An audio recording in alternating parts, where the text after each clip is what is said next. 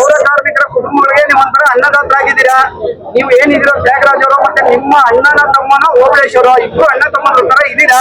ಮತ್ತೆ ಈ ಸಮಸ್ಯೆಗೂ ನೀವು ಬಹಳ ಪ್ರಾಮುಖ್ಯತೆ ತಗೊಂಡು ಸಮಸ್ಯೆ ಬಗೆಹರಿಸಬೇಕು. ಮುಖ್ಯಮಂತ್ರಿ ಸಿದ್ದರಾಮಯ್ಯನವರಿಗೆ ಮತ್ತೆ ಉಪಮುಖ್ಯಮಂತ್ರಿ DK ಶಿವಕುಮಾರ್ ಅವರಿಗೆ, ನಗರಾಭಿವೃದ್ಧಿ ಸಚಿವರು ಮತ್ತೆ ಜಲಸಂಪನ್ಮೂಲ ಸಚಿವರು ಆಗಿರ್ತಕ್ಕಂಥ DK ಶಿವಕುಮಾರ್ ಅವರಿಗೆ, ಇಲಾಖೆ ಸಂಬಂಧಪಟ್ಟ ಇಲಾಖೆ ಅಧಿಕಾರಿಗಳಿಗೆ ತಮ್ಮ ಎಚ್ಚರಿಕೆ ಮನವಿ ಬೇಡಿಕೆ ಸಮಸ್ಯೆ ಹೇಳೋಣ. ಮುಖ್ಯವಾಗಿ ನಿಮ್ಮೆಲ್ಲರಿಗೂ ತಿಳಿಸೋದೇನಂತ ಹೇಳಿದ್ರೆ, ಕರ್ನಾಟಕ ರಾಜ್ಯ ಪೌರ ನೀರು ಸರಬರಾಜು ನೌಕರರ ಮಹಾಸಂಘದ ಅಧ್ಯಕ್ಷರಾದಂತಹ ನಮ್ಮ ಪಾಗೋಡ ಶ್ರೀರಾಮ್ ಸರ್ ಅವರು ಇದರಲ್ಲಿ ಜವಾಬ್ದಾರಿ ತಗೊಂಡಿದ್ದಾರೆ. ಮತ್ತೆ ನಾವು ಈ ಒಂದು ಹೋರಾಟಕ್ಕೆ ಮುಖ್ಯವಾಗಿ ಬೆಂಬಲ ಕೊಡೋ ಉದ್ದೇಶ ಏನಂತ ಹೇಳಿದ್ರೆ, ಇದು ಕೂಡ ಏನು ನಮ್ಮ ನೀರು ಸರಬರಾಜು ಕೂಡ ಎಸೆನ್ಷಿಯಲ್ ವರ್ಕ್ ಏನ್ ಸರ್, ಅಗತ್ಯ ಸೇವೆಗಳಲ್ಲಿ ಇದು ಕೂಡ ಒಂದು.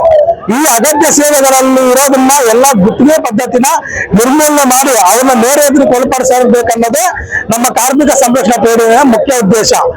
ಎಲ್ಲೆಲ್ಲಿ ಎಸೆನ್ಷಿಯಲ್ ವರ್ಕರ್ಸ್ ನ ಗುತ್ತಿಗೆ ಕೊಟ್ಟಿದ್ದಾರೆ ಅವರಿಂದ ಬಿಡುಗಡೆಗೊಳಿಸೋದಕ್ಕೆ ನಮ್ಮ ಸಂಘಟನೆ ಹೋರಾಡ್ತಾ ಇರೋದ್ರಿಂದ ಈಗ ಕೂಡ ಇವರು ಹೋರಾಟ ಮಾಡ್ತಾ ಇರೋದು ಎಸೆನ್ಷಿಯಲ್ ವರ್ಕರ್ಸ್ ಆಗಿರೋದು. ಇವ್ರ ಜೊತೆಗೆ ಬಂದು ನಾವು ಬೆಂಬಲ ಕೊಟ್ಟು ಇವ್ರನ್ನ ಗುತ್ತಿಗೆ ಪದ್ಧತಿಯಿಂದ ವಿಮುಕ್ತಗೊಳಿಸೋದಕ್ಕೆ ನಮ್ಮ ಸಂಘಟನೆ ನಿರಂತರವಾಗಿ ಇವ್ರ ಜೊತೆಯಲ್ಲಿ ಕೈ ಜೋಡಿಸಿ ಇವ್ರಿಗೆ ಬೆಂಬಲ ನೀಡ್ತಾ ಇವ್ರ ಸಮಸ್ಯೆ ಬಗೆಹರಿಸೋವರೆಗೂ ನಾವು ಇವ್ರ ಜೊತೆಲಿ ಇರ್ತೀರ ಅಂತ ಈ ಮೂಲಕ ತಿಳಿಸ್ತಾ ಇದ್ದೀವಿ. ನೀವು ಹಿರಿಯರಿದ್ದೀರಾ, ವಯಸ್ಸಲ್ಲಿ ದೊಡ್ಡವರಾಗಿದ್ದೀರಾ, ನಮ್ಗಿನ ದೊಡ್ಡವರಾಗಿದ್ದೀರಾ, ಪ್ರತಿಯೊಂದು ಸಮಸ್ಯೆಗಳನ್ನು ಹೋರಾಟ ಮಾಡ್ತಾ ಇರ್ತೀರಾ.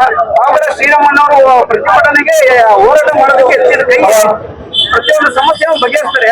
ಪ್ರತಿಯೊಂದು ಸಮಸ್ಯೆಗೂ ಈ ತರ ದೊಡ್ಡ ಪೆಂಡಲ್ ಹಾಕಿ, ಬ್ಯಾನರ್ ಹಾಕಿ, ಮೈಕ್ ಹಾಕಿ ಎಲ್ಲಾ ಕೆಲಸ ಬಿಟ್ಟು ಇಲ್ಲಿ ಬಂದ್ರೆ ಮಾತ್ರ ಸಮಸ್ಯೆ ಬಗೆಹರಿತಾ ಸರ್? ಇದನ್ನ ಸಮಸ್ಯೆನ ಬಗೆಹರಿಸಬೇಕಾಗಿರೋದು ಈ ಹೋರಾಟ ಮಾಡೋ ಒಂದು ವಾತಾವರಣ ನಿರ್ಮಾಣ ಆಗ್ತಿದ್ದ ರೀತಿಯಲ್ಲಿ ಸರ್ಕಾರ ನಡೆಸಬೇಕಾಗಿತ್ತು. ಸರ್ಕಾರ ಏನ್ ರಾಜ್ಯ ಸರ್ಕಾರಗಳು ಬರ್ತಾರೆ, CM ಆಗ್ಲಿ DCM ಆಗ್ಲಿ, ಆ ಮಟ್ಟದಲ್ಲಿ ಸಂಬಂಧಪಟ್ಟ ಮಿನಿಸ್ಟರ್ಗಳು ಜವಾಬ್ದಾರಿಯಿಂದ ನಡ್ಕೋಬೇಕಾಗಿತ್ತು. ಆದ್ರೆ ಅವರು ಜವಾಬ್ದಾರಿನ ಮರ್ತಿರೋದ್ರಿಂದ ನಾವು ಇಲ್ಲಿ ಪೆಂಡಲ್ ಹಾಕಿ ಹೋರಾಟ ಮಾಡೋ ಒಂದು ಅನಿವಾರ್ಯತೆ ಕ್ರಿಯೇಟ್ ಆಗ್ತಾ ಇದೆ.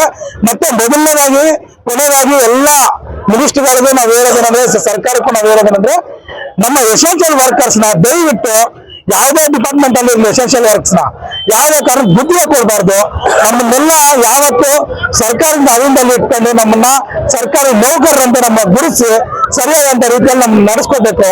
ಇಲ್ಲ ಅಂತ ಹೇಳಿದ್ರೆ ಈ ರೀತಿ ನಾವು ಪದೇ ಪದೇ ಹೋರಾಟಗಳು ಮಾಡ್ತಾನೆ ಇರ್ಬೇಕು. ನೀವು ಸರ್ಕಾರಗಳು ಮಾನವ ಮರ್ಯಾದೆ ಹೋದ್ರೂ ನೀವು ಮುಂದುವರಿಸ್ಕೊಂಡೇ ಹೋಗ್ತಾ ಇರ್ತೀರಾ. ಆದ್ರೆ ನೀವು ಅರ್ಥ ಮಾಡ್ಕೋಬೇಕಾಗಿರೋದು, ನಮ್ಮ ಜನರ ಭವಿಷ್ಯ ಇದೆ. ನಾವು ಎಲ್ಲರಂತೆ ಮನುಷ್ಯರಾಗಿ ನಾವು ಗುರುತಿಸ್ಕೋಬೇಕಂತ ಹೇಳಿದ್ರೆ ನೀವು ನಮ್ಮನ್ನ ಮನುಷ್ಯರಾಗಿ ನೋಡ್ಬೇಕು. ಮನುಷ್ಯರಾಗಿ ನೋಡಿದಾಗ ಮಾತ್ರನೇ ನಮ್ಮ ಜೀವನಗಳು ಯಾವ ರೀತಿ ಇದೆ, ನಾವು ಪಡ್ತಾರ ನೋವು ಯಾವ ರೀತಿ ಇದೆ, ನಾವು ಎಷ್ಟು ದೂರದ ಅಂದ್ರೆ ರಾಜ್ಯಗಳ ಜಿಲ್ಲೆಗಳಿಂದ ಬಿಟ್ಟು ನಮ್ಮ ಕುಟುಂಬಗಳನ್ನ ಬಿಟ್ಟು ನಾವು ಇಲ್ಲಿ ಹೋರಾಟ ಬರ್ತಾ ಇದೀರಿ. ನಿಮ್ಗೆ ಅರ್ಥ ಆಗತ್ತೆ. ನೀವು ನಿಜವಾಗ್ಲೂ AC ರೂಮಲ್ಲಿ ಕುತ್ಕೊಂಡಿದ್ದೀರಾ, ನಾವು ಇವತ್ತು ಬಿಸಿಲಲ್ಲಿ ಕುತ್ಕೊಂಡಿದ್ದೀರಿ. ನಮ್ಮ ಬಗ್ಗೆ ನೀವು ಯೋಚನೆ ಮಾಡಿ ಕೆಲಸ ಮಾಡ್ಬೇಕು ಹೊರತು ಸರ್ಕಾರಗಳು ಯಾರೋ ಗುತ್ತಿಗೆದಾರಿಗೋಸ್ಕರನೋ ಇನ್ನೊಬ್ಬರ ಲಾಭಿಗೋಸ್ಕರನೋ ಕೆಲಸ ಮಾಡಬಾರ್ದು.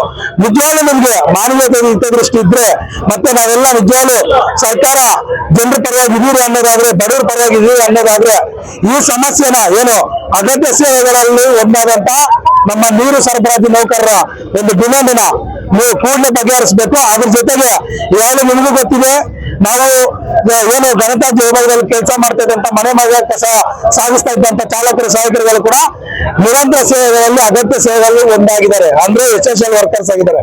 ನಾವೆಲ್ಲರೂ ಏನ್ ನೀರು ಸರಬರಾಜು ಆಗಿರ್ಬೋದು, ಗಣತಾಂತ್ರ ವಿಭಾಗದಲ್ಲಿ ಕೆಲಸ ಮಾಡ್ತಾರವರು, ಮತ್ತೆ ನ್ಯಾಯ ಸ್ಕ್ಯಾವೆಂಜರ್ಸ್ ಆಗಿರೋದು, ನಾವೆಲ್ಲ ಎಸೆನ್ಷಿಯಲ್ ವರ್ಕರ್ಸ್. ನಮ್ಮನ್ನ ದಯವಿಟ್ಟು ಗುತ್ತಿಗೆ ಪದ್ಧತಿಯಲ್ಲಿ ನಾವು ಇದೀರಿ, ಅದನ್ನ ರದ್ದುಪಡಿಸಿ ನಮ್ಮನ್ನ ನೇರ ವೇತನ ಕೊಡಪಡಿಸಿ ನಮ್ಮ ಕೆಲ್ಸಕ್ಕೆ ಭದ್ರತೆ ಕೊಡ್ಬೇಕಂತ ಸರ್ಕಾರಕ್ಕೆ ಗಟ್ಟಿಯಾಗಿ ಈ ಮೂಲಕ ನಾವು ಮನವಿ ಮಾಡ್ತಾ ಇದ್ರಿ, ಎಚ್ಚರಿಕೆ ಕೊಡ್ತಾ ಇದ್ದೀರಿ ಸರ್. ಆಗಲೇಬೇಕು ಆಗಲೇಬೇಕು ಆಗಲೇಬೇಕು ಆಗಲೇಬೇಕು ಆಗಲೇಬೇಕು ಆಗಲೇಬೇಕು ಆಗಲೇಬೇಕು ಆಗಲೇಬೇಕು ಆಗಲೇಬೇಕು ಆಗಲೇಬೇಕು ಆಗಲೇಬೇಕು ಆಗಲೇಬೇಕು